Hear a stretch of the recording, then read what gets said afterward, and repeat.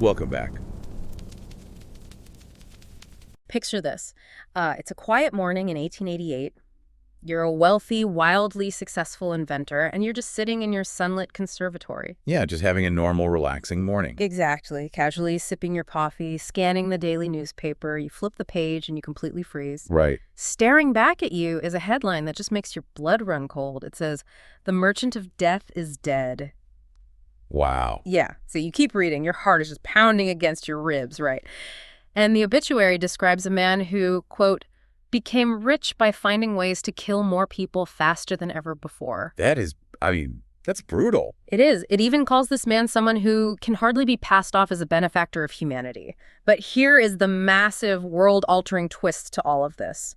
The newspaper actually made a mistake. A huge mistake. A huge one. It was your older brother, Ludwig, who had died in France. The name printed in that vicious obituary, it's yours, Dr. Alfred Nobel. Oh, man. You are sitting in your own home, staring at your own obituary. In that split second, the emotional stakes are just unimaginably high. Alfred Nobel was essentially looking through a window into the future. Yeah. He saw exactly how history was going to remember him. Not as a brilliant chemist, and certainly not as a genius inventor. Yeah. He was going to be remembered as a butcher. His entire life's work, his whole legacy, was painted entirely in blood. Welcome to today's deep dive. And our mission today is to explore what has to be, the ultimate historical paradox. We are going to unpack how a frail, perpetually depressed inventor who created the literal tools for modern terrorism and unprecedented wartime slaughter somehow managed to become the namesake for the ultimate symbol of human achievement and global peace. It is a staggering transformation. We're talking about a complete, deliberate rewiring of global memory. Completely. And by the end of this deep dive, you will never look at the Nobel Prize or, honestly, a stick of dynamite the same way again. Yeah, definitely not. So to understand the man, we kind of have to start at the beginning, which was remarkably grim. His father, Emmanuel Nobel, was actually an inventor himself. He created the rotary lathe. Right, which made modern plywood possible. Exactly. But Emmanuel went completely bankrupt shortly after Alfred was born. He ended up leaving the family in Sweden to start over in Russia, leaving Alfred to grow up watching his older brothers, sell matches on street corners just to afford basic food. Just intense poverty. Yeah. And Alfred himself was a sickly kid. He was constantly bedridden with colds, severe stomach issues, and crippling depression. He actually later described his own early existence as a pitiful half-life, which ought to have been extinguished by some compassionate doctor as I yelled my way into the world. That really sets the psychological stage for everything that follows. He's this frail kid who just feels like a massive burden to a starving family. Right. But the family's fortunes flip pretty dramatically when his father realizes the Russian capital is highly vulnerable to a sea attack. So Emmanuel invents a naval sea mine that detonates on contact with enemy ship hulls. Right. And the timing was perfect for him. Yeah, the Tsar loves the design, the Crimean War kicks off, and almost overnight the Nobel family becomes incredibly wealthy. And that sudden influx of wealth is what allowed Alfred, at age 17, to travel to Paris and study under the greatest chemists in the world. And Paris is where the magic, or I guess the nightmare, really begins. Yeah. He meets an Italian doctor named Ascanio Sobrero. Sobrero had been trained to invent a medicine to improve blood flow, but during a laboratory test, he accidentally created a brand new, highly unstable substance, nitroglycerin. Just completely by accident. Exactly. It exploded, and it permanently scarred Sobero's face with shards of glass. Jeez. So Sobero was absolutely terrified of his own creation. He thought it was completely useless for any practical application because it was just way too dangerous to handle. But Alfred was mesmerized. It was as if a door was kicked open in Alfred's mind. Until this moment in history, the absolute gold standard for blowing things up was traditional gunpowder. Right. Okay, let's unpack this because the underlying chemistry is crucial to understanding the leap forward here. Traditional gunpowder relies on an admixture of separate ingredients. Yeah, you have carbon for fuel, potassium nitrate to supply oxygen, and sulfur to kind of speed the whole thing up. Exactly. But because they are separate, distinct grains, they have to physically find each other and react. It's relatively clunky. When gunpowder explodes, that chemical reaction is actually slower than the speed of sound. Right, that physical separation of ingredients is the bottleneck.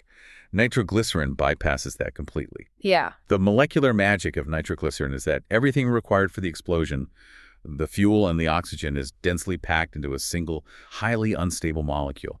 You have these very weak chemical bonds holding oxygen and nitrogen atoms together. Just waiting to snap. Exactly.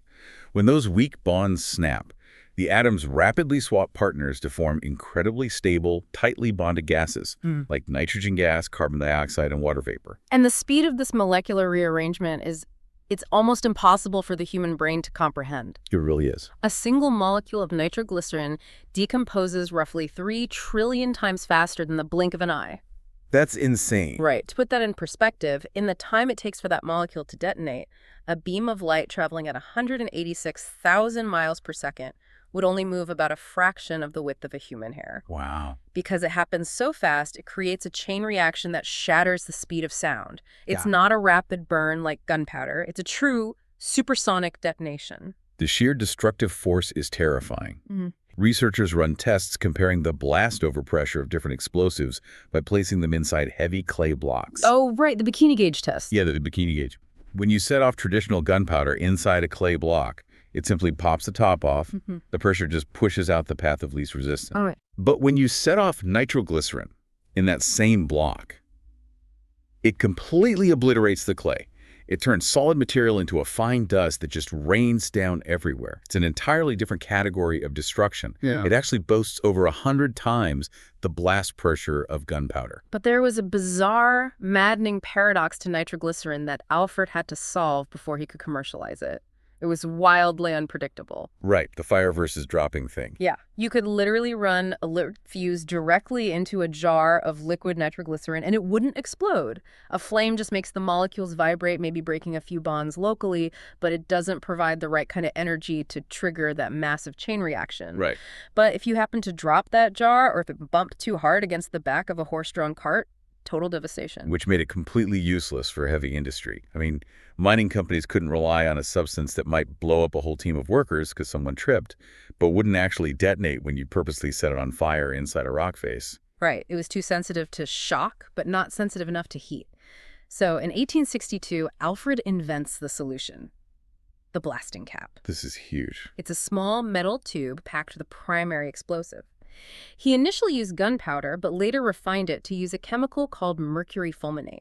Mercury fulminate is incredibly sensitive to friction and heat, making it a highly reliable trigger. Right. So you set off a tiny controlled explosion inside that tube, and the resulting supersonic shockwave from the small explosion is what forces the massive liquid nitroglycerin detonation. That simple, elegant concept, using a small, easily triggered explosion to force a much larger, more stable explosive to detonate, laid the blueprint for essentially every explosive device that followed. Yeah. It is arguably the most significant development in explosives since gunpowder. It paved the way for everything from modern mining techniques all the way up to the complex trigger mechanisms and atomic weapons. Suddenly, the tunneling rate in European mines almost doubles. It's completely changing the face of global infrastructure. But Right. then, the catastrophic emotional gut punch hits. Yeah. The demand for nitroglycerin skyrockets, and Alfred opens a factory in Sweden. He's working alongside his 21-year-old brother, Emil. And in 1864, Emil and an intern are moving a heavy crate of the liquid explosive. Something slips, the factory explodes. Emil and 4 others are instantly killed.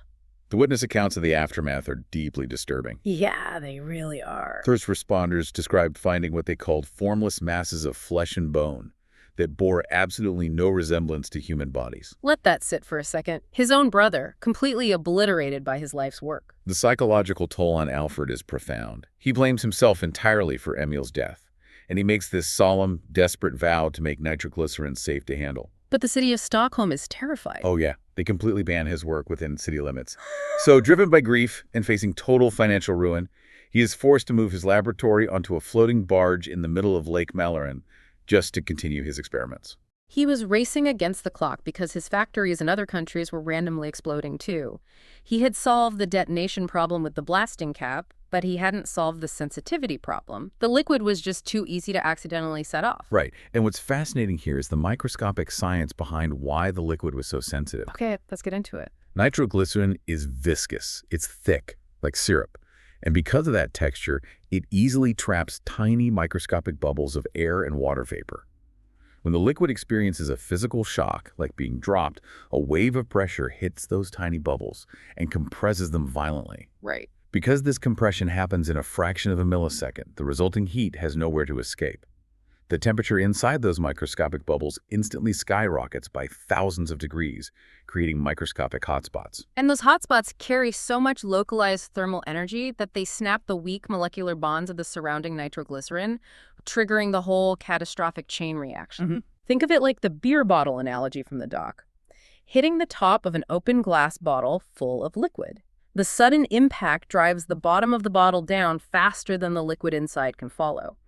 This creates a massive pressure drop that instantly vaporizes the liquid into bubbles, a process called cavitation. Right. When those cavitation bubbles violently collapse back in on themselves, the implosion is strong enough to completely shatter the glass bottle. In nitroglycerin, that same cavitation process creates new bubbles, they implode, they create a hotspot, and the whole barrel goes up. Yeah, and the crazy part is, even if Alfred could magically remove every single trapped air bubble from the liquid beforehand, just the act of bumping the container would create new cavitation bubbles, causing an implosion and a massive detonation. It was inescapable. Right, he realizes the liquid state itself is the fundamental enemy. He has to find a way to turn it into a solid. So he tries mixing it with everything he can think of. Powdered charcoal, wood shavings, cement, brick dust. Nothing works. He's deeply depressed, pacing around a lab in Germany when he looks down and notices this strange, pale dust blowing around his boots. Kieselguhr. Yes, also known as diatomaceous earth. This brings a beautiful piece of biology into our chemistry story. Kieselguhr is actually made up of the fossilized exoskeletons of ancient single-celled algae called diatoms. Right. Because they are intricate exoskeletons, they are incredibly porous on a microscopic level. They act like the ultimate natural sponge. Kieselguhr can safely soak up more than 3 times its own weight in liquid nitroglycerin. When you mix them together, the liquid gets pulled into millions of tiny, isolated pores. It physically separates the nitroglycerin molecules from each other. And that physical separation is the key to safety. Within any individual microscopic pore, there simply isn't enough nitroglycerin to propagate a detonation chain reaction. You can take this new dough-like substance and throw it against a brick wall, and nothing happens. Yeah. The kinetic energy from the impact is just harmlessly absorbed by the sponge structure. But if you attach Alfred's blasting cap, that targeted supersonic shockwaves is powerful enough to compress thousands of those isolated pockets at the exact same time, releasing all that massive controlled power in unison. Alfred had finally tamed the beast. He patents it as an explosive powder and names it dynamite, pulling from the ancient Greek word for power. And we should definitely clear up a massive pop culture misconception right here. Dynamite is not TNT. Oh, yeah. Looney Tunes and AC/DC have been leading us astray for decades. Exactly. TNT stands for trinitrotoluene. The nitrogen in TNT is bound directly to carbon, not oxygen, which makes it significantly more chemically stable and much less sensitive than the nitroglycerin used in dynamite. Right. Plus, historically speaking, TNT wasn't even invented until decades after Alfred patented dynamite. Right. Completely different eras and chemicals. Yeah. But back to dynamite. It rapidly transforms the globe. The Brooklyn Bridge, the Panama Canal, the Trans-Siberian Railroad. It is the literal engine of the modern industrial age. Yep. None of those engineering marvels are possible without Alfred's invention. But, as with all groundbreaking technology, it had a terrifying flaw. The sweating problem. Because Kieselguhr is basically a fossilized sponge, it has a very strong natural attraction to water. If dynamite were stored in high humidity or got wet, the water molecules from the air would seep into the pores and physically push the liquid nitroglycerin out. Just squeeze it right up. Yeah. The dynamite sticks would literally sweat highly sensitive, explosive beads of liquid. This exact flaw caused a massive, catastrophic barge explosion on the River Thames in England in 1869. Furthermore, the Kieselguhr was totally inert. It didn't add to the explosion, it actually wasted about 25% of the explosive energy. So Alfred goes back to the drawing board, trying to fix this sweating issue and improve the explosive yield. And the ultimate solution comes from yet another accident. Here's where it gets really interesting. He's working in his home lab in Paris, and he gets a deep cut on his hand. It's bleeding pretty badly. He grabs a cotton bandage, presses it to the wound, and watches how incredibly fast the cotton fibers soak up the blood. Right. Later that night, his hand is throbbing, keeping him awake. He can't stop thinking about that cotton bandage. He realizes if cotton absorbs blood that perfectly, what if he used chemically altered cotton to absorb nitroglycerin instead of fossilized algae? He turns to a substance called gun cotton, scientifically known as nitrocellulose. Nitrocellulose is made by taking regular cellulose like cotton fibers or wood pulp and chemically replacing certain groups with the exact same unstable nitro groups found in nitroglycerin. Oh, If you light a piece of gun cotton on fire, it doesn't leave behind ash. It completely vanishes into thin air because it breaks down entirely into gases. wow. So Alfred mixes this gun cotton with his liquid nitroglycerin, and chemically it's a match made in heaven. Because they both share those unstable nitro groups, they bond perfectly. The long fibrous chains of the nitrocellulose physically trap the smaller nitroglycerin molecules, keeping them perfectly separated without relying on a rigid, inert sponge. And the result is gelignite. It's a highly stable, moldable gel that completely resists sweating, even underwater. And the absolute brilliance of it is that the matrix, holding the nitroglycerin, the gun cotton, is also an explosive. Right. You get a 100% explosive yield. None of the potential energy is wasted. It becomes the world's first true, moldable plastic explosive. The industrial applications are endless, but inevitably, the militaries of the world come knocking.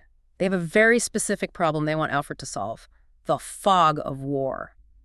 For centuries, armies had relied on black powder, which creates massive, thick, blinding clouds of smoke every time a gun or cannon is fired. Soldiers literally couldn't see what they were shooting at after the first volley. Right. They want a smokeless powder. But Alfred can't just shove his new gelignite into a rifle barrel. High explosives detonate all at once. If you put that inside again, the pressure spikes exponentially faster than the physical bullet can move down the barrel, and the metal gun simply explodes in the soldier's hands. Right, you need a propellant, something that builds pressure gradually to push the projectile. Alfred takes his gelignite formula and heavily tweaks it, adding 10 to 20 times more nitrocellulose. It turns into this incredibly tough, leathery material. He takes this new material to Italy, and they literally run it through commercial pasta makers, rolling it out into paper-thin sheets and then cutting it into tiny individual grains. That physical shape is the secret to making it work.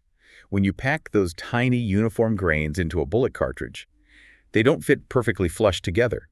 There are microscopic gaps of air between every grain. Okay. Because of those gaps, a firing pin shockwave can't instantly detonate the whole cartridge at once. Right. One single grain ignites, which then ignites its neighbor, and the next, and the next. Ah, a microscopic delay. Exactly.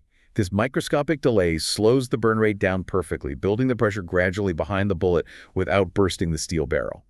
And because the chemical makeup breaks down entirely into clear gases, there's almost zero smoke on the battlefield. He calls it ballistite, the world's first highly effective smokeless propellant. The Italian army instantly buys 300,000 kilograms of it. With a single contract, Alfred Nobel reshapes the nature of warfare. He is simultaneously building the infrastructure of the modern world and arming its militaries. Yeah.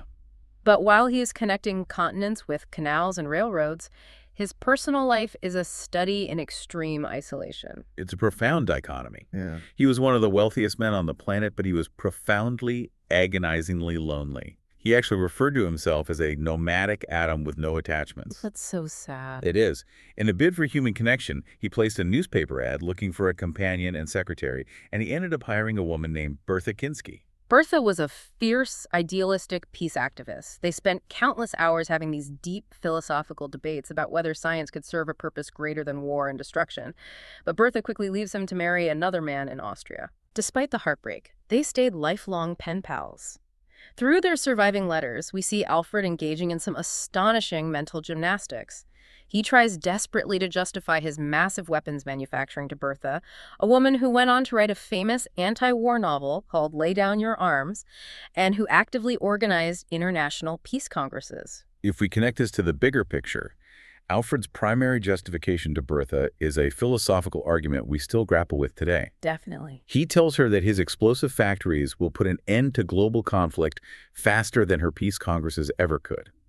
His theory is that once two opposing armies possess the technological power to mutually annihilate each other in a single second, all civilized nations will recoil in absolute horror and instantly disband their troops. It's the exact same concept of mutually assured destruction, or MAD, that J. Robert Oppenheimer and others would later use to justify the atomic bomb. And it forces you to ask, was this a spectacularly naive misjudgment of human nature by an isolated inventor, or was it just incredibly clever PR from a man getting rich selling weapons? It's incredibly nuanced. On one hand, his prediction that nations would disband their troops was totally wrong. They just built bigger armies. Right. But on the other hand, the core concept of MED did arguably prevent World War III during the Cold War. The sheer horror of the weapons did force a kind of tense, paralyzed peace between superpowers, even if it pushed violence into proxy wars. Alfred wasn't entirely wrong about the deterrent effect of terrifying weapons. But those weapons didn't stay in the hands of major superpowers. And this brings us to a really dark, pivotal shift in global society. Between the 1890s and the 1920s, a new political movement called anarchism gained massive traction, particularly in the United States. Right. The anarchists completely rejected industrialization, capitalism, and the state, and their primary method for achieving their political goals was spectacular violence targeting everyday civilians. They were so terrifyingly effective that President Teddy Roosevelt actually told Congress the anarchists were the single largest threat facing the United States. They formed radical cells with names like the Dynamite Club. To put their impact into perspective, these groups were responsible for over 7,000 bombings in New York alone during that era. Waking up to a newspaper reporting another explosion almost every other day for decades. And the absolute darkest culmination of this era happened in 1927 in Bath, Michigan. This is just awful. It really is. A man who was serving as the local school board treasurer spent months secretly wiring the town's brand new elementary school with stolen dynamite. He triggered the explosives on a spring morning, killing 38 children and 6 adults. The deadliest school massacre in American history was not a mass shooting. It was a dynamite attack. This is the ultimate tragedy of Alfred's life's work. By making nitroglycerin safe enough to handle, safe enough to transport, and stable enough to store, he inadvertently democratized mass destruction. Yeah. Before dynamite, inflicting massive casualties required a standing army, artillery battalions, and state funding. After dynamite, a single radicalized individual with a few sticks in a coat pocket held the destructive power of an entire battalion. The monopoly on violence shifted from the state to the individual. Which brings us full circle back to that fateful morning in 1888. Alfred reads that mistaken obituary. He sees himself labeled the Merchant of Death. He is forced to confront the blood on his hands, the massive, uncontainable scale of destruction his inventions unleashed on the world. His final years are heavily shadowed by this realization, and his health rapidly fails. And in a truly cruel twist of irony, his doctors actually prescribe him nitroglycerin pellets, the very chemical that killed his brother, to ease his severe angina and chest pain. You can't make that up. No, it's wild. He dies alone in his sprawling villa in Italy in 1896, holding 355 patents and running 90 factories worldwide. But right before he dies, he makes one final, desperate move to rewrite his story. He calls his lawyer and completely redrafts his will. He takes 94% of his massive personal fortune, which translates to about $340 million in today's money, and dictates that it be placed in a trust. Right. The interest is to be used to fund 5 annual prizes for those who confer the greatest benefit on mankind. Those prizes were chemistry, physics, medicine, literature, and crucially, inspired by his old friend Bertha Kinsky, peace. Yeah. So what does this all mean? Did his final act of philanthropy actually work? It is arguably the most successful public relations masterclass in human history. Absolutely. If you walk down the street today and ask random people what they know about Alfred Nobel, every single person immediately points to the Nobel Prize. It is universally revered as the absolute pinnacle of human achievement. But if you ask those same people who invented dynamite, almost no one has any idea it was the same man. He successfully bought his own legacy. He hacked history to be remembered as a champion of global peace, completely overshadowing his reign as the Merchant of Death. And that leaves you with something incredibly heavy to chew on as we wrap up. The Nobel Prize has genuinely encouraged and funded world-changing scientific breakthroughs, monumental literature, and actual life-saving peace treaties for well over a century.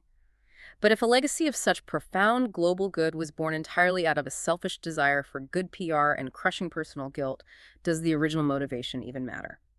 Or is a good deed ultimately just a good deed, regardless of the darkness that sparked it? Think about that next time you hear someone won a Nobel Prize. We'll catch you next time on The Deep Dive.